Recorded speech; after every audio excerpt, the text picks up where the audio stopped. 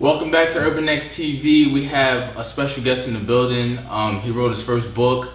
He has his own blog, and he's even contributed to UrbanX.NYC, so you should go check that out too. Don't forget to subscribe, hit the little bell button down below. But today, we have Adika Butler in the building. How are you? Great, thanks for having me. So today we're talking about his new book, your first book, The Treasures of Darkness, Living Jewels for Spiritual Resurrection. So, before we get into that, how did you come up with the title? The title, wow, that's a good question. I just, wanted to just capture a very specific idea. When I think about the treasures of darkness, I think about the endless possibilities that look back at you when you look at the clear night sky. It's pretty much what we extract, from the soil when we're planting the seed of intention. So. Treasures of Darkness is essentially, my attempt to put a book together that really speaks to the resurrection, the spiritual resurrection of humanity. So, I feel like I did a pretty good job of putting that together. So there you have it, The Treasures of Darkness. Okay, so before we go further into the book, I wanted to, because you gave a lot of your personal story in the book as well, so I wanted you to expound upon that. How was your childhood, and when did you come into what is known as consciousness, I guess? Oh man, I was born into it. I grew up in a Rastafarian household back in Brooklyn, New York. Grew up in Flatbush, Lincoln Road. My earliest, memories, coming up, I was always exposed, even though I came from a Rastafarian household, I was always exposed to a lot of, schools of thought. Traditional African religion. I remember going to an event, maybe I was 6, 7 years old, and they were some Shango Baptists, and they were women were catching the spirit or what have you, and I'm a little kid looking around me what the heck is going on here? And I remember being exposed to the Nation of Islam, both under the teachings of Elijah Muhammad and Farrakhan, which I was more privy to in my upbringing. And so I pretty much was just exposed to all of these schools of thought. My dad, when he would drive me to school in the morning, would tell me stories about the Moors, and I would be man, I would like to really learn more about these dudes. But because of my youth, it wasn't something that I necessarily fully engaged myself in. I was always aware of certain things. My mother, she gave me my first book on ancient Kemet. It was A Black Man of the Nile by Yosef Ben Jakanen. Dr. Ben, yes. So I got that when I was 12 years old. Okay. She gave me that book, her book, and I still have it to this day. You know what I mean? And that was my initial experience of reading the information for myself, as opposed to just hearing my parents and their friends talk about certain things. And from there, I got into more popular culture, as a teenager, paying attention to hip hop and fashion and stuff like that. But as I hit my late teens, I started to think more about how I can improve myself as a human being, how I can come into my full potential. So that's when I started taking it upon myself to go to bookstores, read on certain subjects. I didn't really know what I was looking for. Right. I just knew that I was looking for something that was going to better me. I didn't really know all the different esoteric philosophies, but I was drawn to stuff like Hermeticism, Rosicrucianism, and from there, I just blended a lot of that with ancient, African history, and eventually, I found out about the lecture circuit a few years later, and I was exposed to a lot of the personalities who were involved in promoting the knowledge in that vein.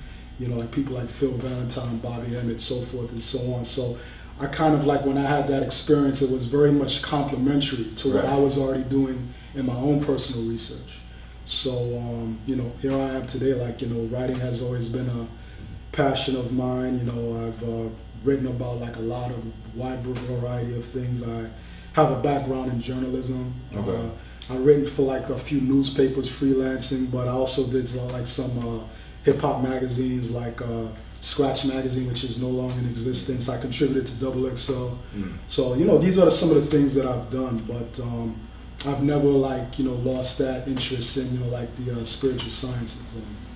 That's the basis of the book. And I when you said like you were born into it, I completely understand. People know who my father is. Like, I remember the first time I ever questioned what was being taught to me at school was I think I was in first grade, and we were given like a Columbus Day school project. Right. And my father's helped me with the Columbus Day school project. So he's like, all right, so who's Columbus? Like, what did he do? So I'm like, yeah, he discovered America, you know, when he got here, you know, Indians here. He's like, all right, so how did he discover it when there was people here? Exactly. Blew my mind. I was like 6 for like 3 days in my room, blew my mind. Like, I went back to school and I just questioned, that one moment made me question everything. So like, I completely understand what you mean by being like born into it and it's shaping you. So I wanted to know, how has growing up in the Rastafarian household and learning about other schools of thought shape how you write? Because reading a book, it goes through a lot of different places, and when it comes back, it's okay, I understand. Like, you know what I mean? Wow. Right. That's a good question. It's I think it's not so much, you know, me growing up in a Rastafarian household per se. It's more the kind of household that I grew up in, where I was exposed to like a very eclectic, you know, it was very eclectic in terms of what I was exposed to. Like, you know, a lot of like conscious people, it's like they dealing with comedic sciences and that's all they dealing with. They dealing with the Moorish thing, that's all they dealing with.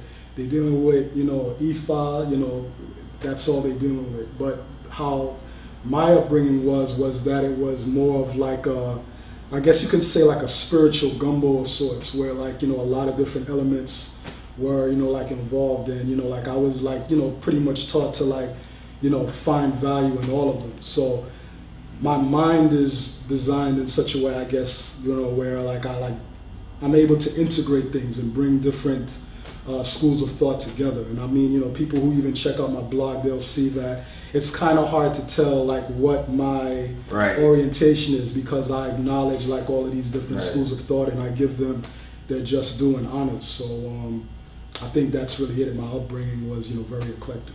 And going like through reading your book, you can see that it's you know what I mean. You can see that you're well read in a lot of different schools of thought, and you're able to intertwine them as well, which was really dope. So who was this book, Treasures of Darkness? Who was it written for? Who was it written for? I would say that it's written for people who genuinely have a lot of questions about themselves and about life that you know, are not necessarily being answered through like, you know, mainstream media. People who want to have a better spiritual connection, but they're not necessarily finding those answers in the church or the mosque, or they may not even be finding, you know, those answers in, you know, like, you know, what we have come to know as the conscious community. Like what I attempted to do is, you know, kind of like put a lot of the subject matter that a lot of people may be familiar with, you know, and, you know, just make it more personable, make it more relatable, and bring that academic spirit, but not make it too dry where it's like you're bored out of your mind. You know what I mean? Like, I feel like a person can pick up this book and read it, and although the way it's presented in terms of how it's written, it's a very, I feel, you know, sophisticated style, but at the same time, it's very accessible.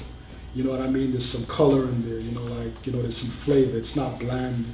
I definitely agree. Yeah. So, getting more specific into the book, I felt like the way you spoke about spirituality and sexual energy actually became, it was more so 50-50, right? And a lot of people like to separate those out. You spoke about that as well. A lot of people who are super spiritual don't want to deal with their sexual nature or sexual energy, and a lot of people on the other side of the spectrum, it's the same thing in reverse. So how do you feel those two are actually intertwined? It's a good question. I really feel as though when I think back on my earliest experiences that I can call physical, you know, spiritual, you know, experiences, like they all were accompanied by a physical experience. Right. You know what I'm saying? Like if you think back to like your very first orgasm, if you think back to before you even had a reference point for what that was or what that would feel like, that's a very spiritual experience. I feel personally that spirituality and what we experience through our senses are not mutually exclusive. They're all like one and the same. Like music, listening to music can be a spiritual experience. Walking in like a natural environment where there's flowers and incense burning and like all kind of like natural objects and the beautiful smell, that can be a spiritual experience. Eating good food can be a spiritual experience. So these are all things that we experience through our senses, and I feel that there is no spiritual experience outside of the senses. That's where we experience. It's a visceral experience. It's something that's immediate. So what do you feel are the common misconceptions about spirituality? Because with religion being what it is, with now social media being what it is, there's a lot of misinformation across the board. Right. So what do you feel like are the main misconceptions that you aim to dispel within your writing? I think what I just mentioned is definitely one of them.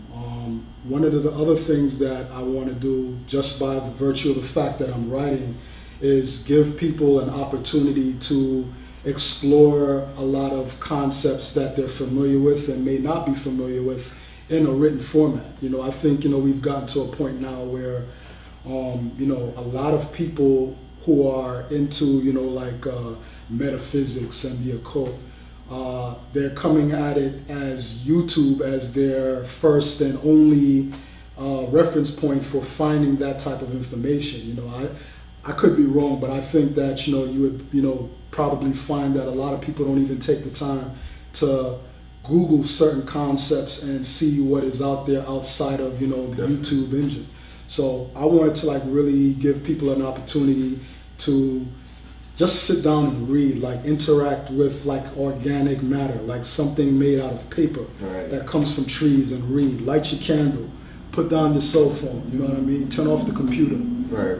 Put your tablet to the side and just you and the book and read. And it's a beautiful experience reading, because you have those moments where you read something that really is intense and it really hits you straight in the heart, and then you put the book down and you're like, man, and then you ponder what you thought, what you thought about while you were reading it, and then you pick it back up and you engage again. I think that's something that's needed, and I think that not as much people as when I was coming up. I don't think there's as much people who are familiar with that experience. So it's not to say that nobody's reading. I know people are reading, but I wanted to reintroduce it where that becomes the primary mode, because all of these people who are lecturing, especially the newer lecturers, they basically talking about things that they read, if they're not talking about their personal experiences. And just to touch on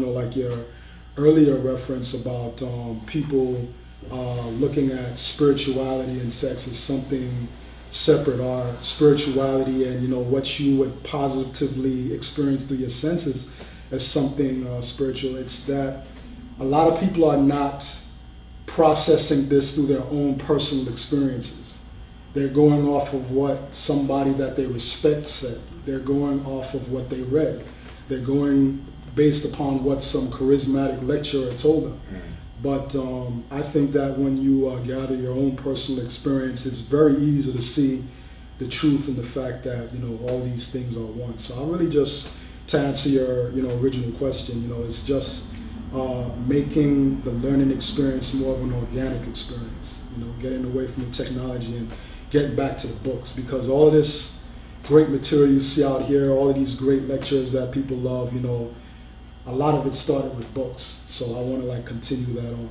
That was also dope, because as a lot of people who are watching, they have come to know about me. I enjoy reading, and I started the blog, I enjoy actually writing as well. So to see somebody who wants to just carry that tradition or that way of thinking, it was great.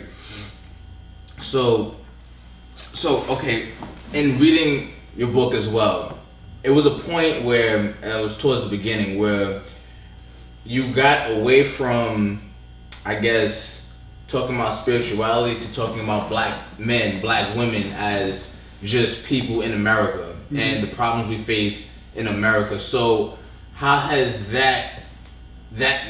how do you combine those two ideas about spirituality and what's physically happening in the world right now? Yeah, you know, going back to like those like earlier chapters in the book, you know, I was just, you know, I mean, I have a lot of conversations with friends of mine, male and female, you know, and, you know, I just hear, you know, like a lot of the same observations, a lot of the same complaints, and, you know, I just wanted to like take the time to address that, but within a spiritual context. I think one of the things that has been lost with this whole movement towards gender fluidity, so to speak, is, you know, like acknowledging that although, you know, I as a male have male and female qualities and women have male and female qualities, like it still doesn't change the fact that we have a fixed gender. Right. You know, we're not genderless, we have a gender. And the form that we came in is supposed to dictate what our function is within, you know, the society, within our day-to-day lives. And I just feel as though, you know, a lot of the, you know, like turmoil that we've seen is based upon not really having a keen understanding of what our roles should be based upon, you know, like our designs. And I just, you know, really wanted to like address that in a way that wasn't too like esoteric. Right. You know, was a way that people can really straightforward. Be straightforward, right. And, you know, like address it. And from there, as people look at that and they go further into the book, they can see how the principle of gender plays out as I like escalate the conversation and go into like other areas. You know, like I feel as though there's just, you know, like just a level of, you know, like authority that's been taken away from, you know, like, you know, black men in this country, you know, based upon, you know, and the whole, you know, enslavement and, you know, everything that, you know, like came, you know, like along with that. I mean, I know that I've experienced, you know, like instances where I've earned a certain level of authority in a particular area, but because I'm a young black man, you know, it's assumed that I'm an idiot. You know what I mean? It's assumed that I don't have a certain level of acumen and whatever it is that I'm bringing to the table. And then, you know, I've had experiences where like it's like over a period of time, people be like, oh, this dude is, you know, he got his, you know, thing together. But I just feel as though, you know, when you're a black man, you know, you kind of like got to go extra hard to prove yourself. You know, I've even had like experiences where when I was in high school and college, you know what I mean? I was pretty much like accused of, you know, plagiarism. You know what I mean? And you know, it was something that made me very upset. Of course, you know, both of the people who kind of accused me of that, they apologized. One of them, when I was in high school, they saw me write an essay with them like standing like over my shoulder, you know, and some people might assume that it was a white person, but in both cases it was, you know, like a black person, someone who looks like me. It was like, you know, black person, like, you know, a young black man, you know, can't be, you know, this sharp, like his vocabulary, you know, he doesn't look like a, you know, Steve Urkel. You know, I wasn't even wearing glasses back then. I was well dressed, you know, handsome. So, you know, they're figuring that, you know. Did you have your locks? Or No, I had a Caesar fade. Okay. Yeah, so I had hair back then.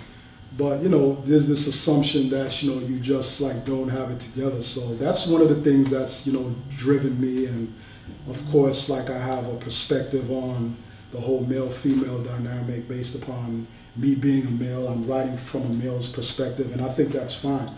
I think it's good to have a multiplicity of perspectives on any topic. But yeah, to answer your question, like I wanted to like really just address some of the basic problems that we have and what some of the solutions are, you know, from a conceptual standpoint. Right. Of course, I don't go point by point and say, we need to do this, we need to do that, but I give like a good overview of what the problem is, what we need to address, and then the reader has that in their mind, and as they go throughout the book, they begin to like make connections naturally. So what I found really interesting was the way you structured the book. Mm-hmm. Like after a chapter or a short story, like you gave instructions or materials that you need to fully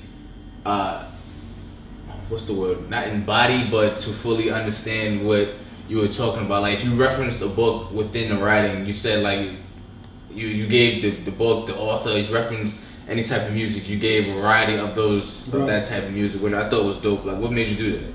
Yeah, I just wanted to like expose people to like how I learn and how I process and synthesize information. It's important. I don't just sit around all day and like just read books. You know what I mean? I can be listening to, Wu-Tang. I could be listening to The Weeknd. I can be listening to, Sam Cooke. I can be listening to Marvin Gaye, and just listening to certain music might stimulate a thought in me, and I'll follow that thought. And just different streams of information will start filtering into my mind, and I have like a thesis to write about.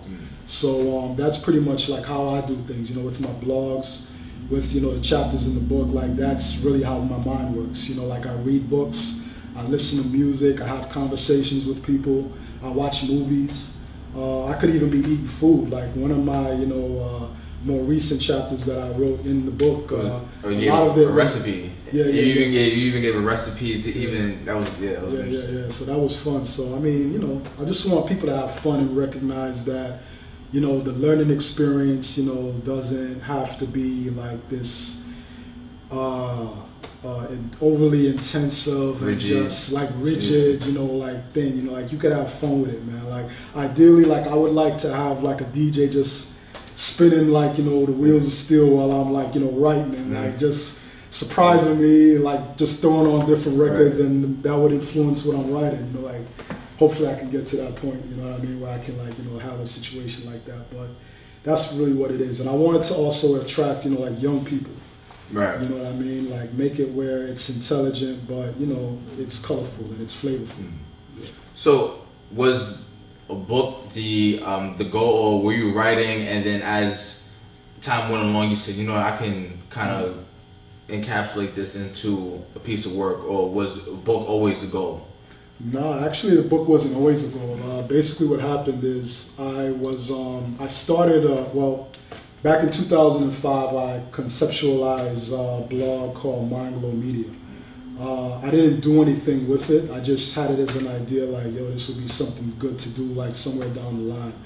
Then 4 years later, 2009, I started the blog on Blogspot, and I just started like, writing my thoughts on like a number of issues that I talk about with certain friends, and a lot of stuff that I didn't have an opportunity to talk about with anybody because there wasn't anybody in my immediate circle that was like into like those types of topics and subject matter. So once I got to like a critical mass, so to speak, of material, like even now, like I probably have like over 200, over 300 blogs, and they're all very long. So I just got to a point where I was like, what, I think I want to like write like a book, like put a book together, and like I started like writing things and putting them to the side, and like taking another look at some things that I had already written and restructuring and giving it a different angle so that people would have a fresh perspective on it, and I got a fresh perspective on it too, even in writing it. So yeah, that's what it was. It was just an organic process. It wasn't something that I necessarily set out to do, but having a very strong passion for writing, I knew at some point that I would put out books. Within the book, you touched on this comparison between Jesus and Mary, which I thought was fascinating. I've never seen anybody do it. And I went to a Catholic school, and I know people that are like Baptists, so they don't worship Mary, or they in Catholicism they do pray to Mary, but I never seen it to where you were able to compare them. Was that your own thinking, or did you? Are you talking about the part of the Catholic Church? Yes. Yeah. I don't think that it was necessarily me saying, well, I see connections between them, so I'm gonna like bring it together. Right. I think, you know, I just was writing about probably like Jesus or whatever, right. And then it just flowed, you know what I mean, in right. terms of like me making the connection. It was probably like a subconscious connection that I made, and then when I made it subconsciously as I was writing, I looked and I said, wait a minute, there's something there, you gotta mind that, you know, and I started digging more and like intentionally started making more conscious connections, but initially it wasn't something that I was doing consciously. Yeah, I thought that was ill. Yeah. Within your book, you write from a male perspective, but at the same time, you give the way you write about women as well. It's a real beautiful way, and I think women would appreciate when they're reading it.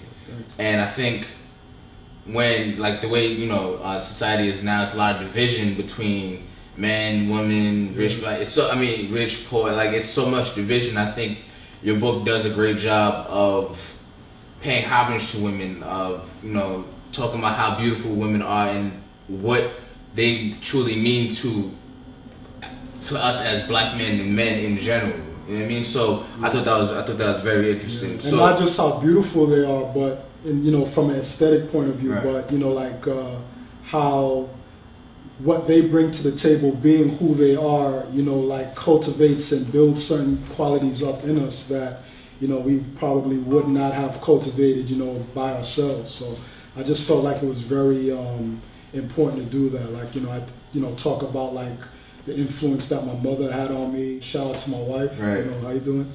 You know, I like talk about how she was very inspirational in like getting me through like a particular spiritual dilemma, you know, in my life last year. So, you know, I think that's very important. You know, like, you know, I don't want to have, you know, just male readers. Like, I want to make sure that you know, the things that I talk about have like a universal value and universal appeal. And I think you captured that, because I like that. I feel like when a guy reads this, it'll make them want to text that girl like, you know what, let's go out to eat. You know what I mean? For no reason. Like, it was dope. Thanks. So what is being that you did write like that? You did create an image of women like that. How do you feel about feminism in this country? Yeah, that's a good question. I think that there's different schools of thought of feminism. You know, you have you have radical feminism, which kind of like tries to create like sort of like more of like a balance between like the dominant patriarchal system and, you know, like just, you know, instituting like a checks and balances, right. So to speak, of, you know, women, you know, like advocating and promoting and you know, really just highlighting the value of their womanhood and making all of us, you know, aware of how valuable and how important that is. And then you have liberal feminism, which I believe is an attempt for women to imitate white Anglo-Saxon men who want to, you know, pretty much, you know, like fuck the world over. You know, so I think that, you know, in that regard, that aspect of feminism has brought more harm than good. I think that it's, you know, pretty much like a poison that's hurt people in ways that, you know, we still, you know, haven't seen as of yet, and, you know, we're still gonna, you know, continue to see some of the, you know, the impact and the fallout of it. But I think that, you know, there's a backlash, you know, like to that, which is, you know, like, you know, well, you know, due. I don't agree with all of the backlash. I think some of the people who have a backlash towards it, their intentions and the angle that they're coming from is just as destructive. But with that even being said, I think that it's good that people are re-examining where this is taking us. And a lot of women are re-examining where it's taking, you know, us in terms of just relationships between men and women. Like, you know, it's, you know, done a lot of harm, but, you know, people who read the book will get my perspective, you know, on it, and I think they'll appreciate it. I agree. Yeah. Men and women alike. Yeah, it was you. I feel like you framed your ideas in a way people who even disagree with you would still take a look at, you know, maybe he's right, or maybe I can take a look at. Right. They'll see that there's an intelligence in it. It's not out of malice or just blind. Yeah, it's not just like a finger pointing. Yeah. It's not that. Yeah. So, the living jewels for spiritual resurrection. What is your definition of a spiritual resurrection? What is my idea of a spiritual resurrection? I define a spiritual resurrection pretty much as, you know, like people coming into their own potential as they define it. You know, a lot of times, you know, we have instances where success is something that's defined for us, which keeps us from success. You know, you have instances where a person on the outside, you might observe them and, you know, you say, oh, that's a very successful person. And, you know, you might actually get an opportunity to talk with them. And they're like, yeah, I'm glad that I've done this, but, you know, I'd really like to do this. Or if I could turn back time, I would have done this. You know what I mean? So it's really encouraging people to pursue their success as they define it and not get too caught up about what other people are going to say and how people are doubting them. I mean, if you look at the biography of anybody who's accomplished anything of any real meaning and worth, you know, you'll always see that they had people who are doubting them, people who were non-believers, so to speak.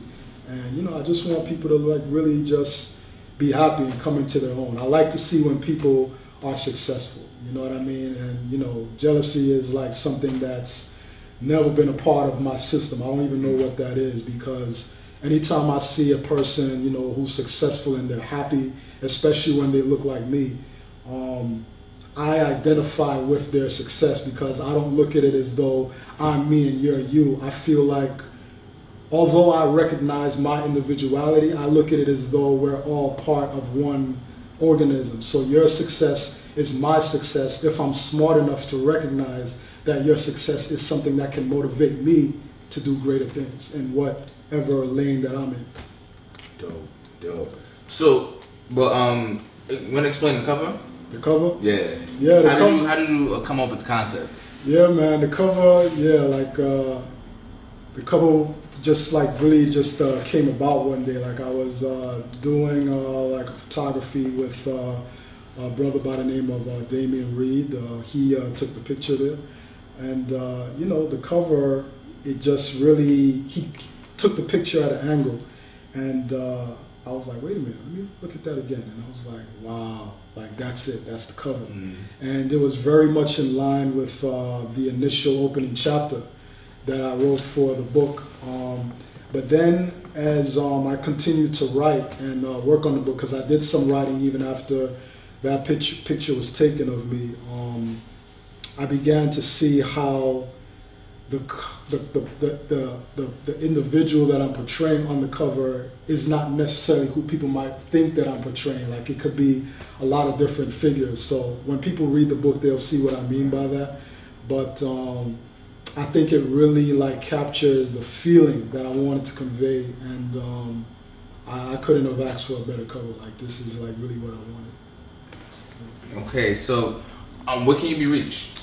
I can be reached, you know, people can go to mindglowbooks.com to purchase the book. I also have a blog, Mindglow Media. The website for that is www.thirdimax.net. That's where people can go to see, you know, like my blogs. I'm also like working on a YouTube channel for like my culinary work. You know, that's Feast Life Fellowship. People are going to see a lot more of that in 2018. Before we get past that, yeah. So you're a chef, or you? Well, I'm certified. Yeah, I'm certified in that area. What kind of foods do you make? I don't quite call myself a chef yet, because I want to earn my stripes. Okay. But you know, people might be like, "Man, just shut up, man. You're a chef." But yeah, I was certified. What kind of foods? All kind of foods, or because I know you were raised in a Rastafarian household, so you still make foods that okay. Yeah, actually, my approach, you know, to food is, you know, more of like a fusion approach. You know, like, of course, like I like a lot of the traditional Jamaican cuisine, you know, that people of Jamaican descent are known for. You know, it's funny because earlier in my upbringing, you know, like it was more like dealing with, you know, vegetarianism, but, you know, things started to change, you know, like, you know, after a while, and, you know, we started to explore, you know, like other things, you know, like chicken and fish. You know, I was never really a beef eater. You know, nobody in my family really was, and like pork was like something that we never engaged in. Like I just couldn't take the smell, much less even bother to taste it. But as far as like food goes, what I cook, you know, like, you know, traditional Jamaican cuisine. I also like aspects of Italian cuisine, Asian cuisine. So like I really try to like fuse everything together, and you know, I feel like that's working pretty well for me. Like people who taste my food love it. You know what I mean? And you know, I'm just looking to build on that because it's really an art. How do you feel about I feel like it's a new wave of vegan. People want a lot. They see What the Health and they're scared. A lot of people. What the Health? Yeah. Scared. A lot of people are like, I gotta go vegan now. Yeah, it's funny. Like, you know, I've watched, you know, like Breakfast Club and like different interviews with like even like hip hop artists, and like a lot of them are like referencing this Netflix documentary, which, you know, me and my lady, you know, we watched it. We, you know, like enjoyed it. I think that it has like great information in it, but I think some of it is propaganda. Okay. You know, I'm not gonna like go too much in detail on that. Like people, you know, who wanna like see me go more in detail, I guess they could like check out the blog that Max and I wrote a recent blog about that sometime this year. But my thing about it is I feel as though veganism is a very responsible approach to diet. It's not my form of diet, but I respect people who take that approach.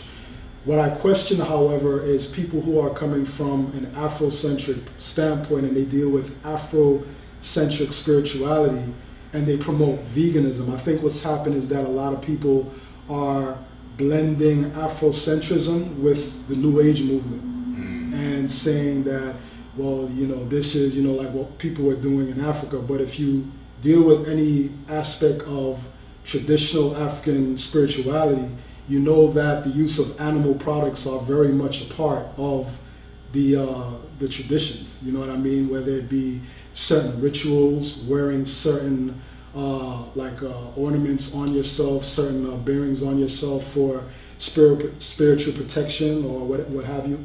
All of these things, you know, involve like some use of animal products, and some people may not be aware of the fact that veganism isn't just you don't eat animal products, you don't use any type of animal products. So there's a difference between veganism and a vegan diet. A lot of people say I'm a vegan, but they're really on a vegan diet. A vegan doesn't wear leather, you know what I'm saying? So just, you know, like even on a basic level, like, you know, on that level, like I think a lot of people like misconstrue some things. I mean, veganism is great, but when you say like I'm practicing African spirituality and then you're saying that you're a vegan, I don't really know too much about that. Like some people who feel that they know better, they may question my stance on that, but from what I know and what I've, you know, experienced, they don't really go together. It's great, but I just don't think it's African. Oh. So with that said, your Instagram and Twitter? Are you on Instagram and Twitter? Yeah, I'm on Instagram. I'm also on Twitter. Twitter, I'm at Adika Butler, and Instagram, Mr. MGM Grand. So you can find me there. You know, but the website where people can purchase the book, it's Mind Glow Books, and yeah, man, I'm just really excited about this. You know? All right, go pick this up. It was a great read. I'm telling you. All right. I gave it my stamp. But this is Urban X TV. I'm Malcolm. This is Adika Butler. Thank you for coming Thanks through. for having me, man. I really no problem. appreciate it. No problem. Cool. Peace. Peace.